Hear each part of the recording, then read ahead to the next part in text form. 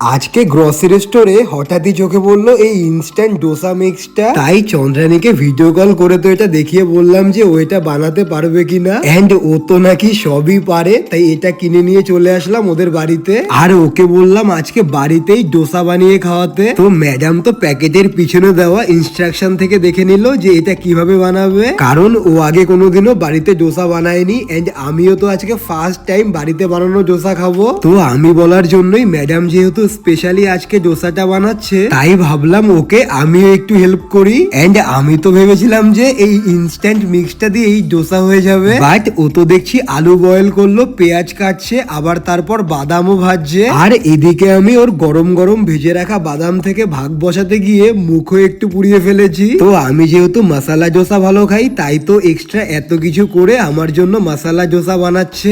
আর আমি তো first time কাউকে দেখলাম কড়াইতে তেল না দিয়ে জল ছেটাচ্ছে। তো যাই হোক, এটাই হয়তো হবে ডোসা বানানোর কোনো প্রসেস। তো চন্দ্রানী ডোসা ফার্স্ট টাইম বানাচ্ছে ঠিকই, বাট দেখে তো পুরো প্রফেশনাল মনে হচ্ছে। এন্ড ও তো একদম ছোট্ট ছোট্ট কিউট দেখতে দুরকম শেপের ডোসা বানিয়েছে। এন্ড এটা তো একদম পারফেক্ট ক্রিস্পি হয়েছিল, আর খেতেও তো হয়েছিল পুরো দোকানের মতো।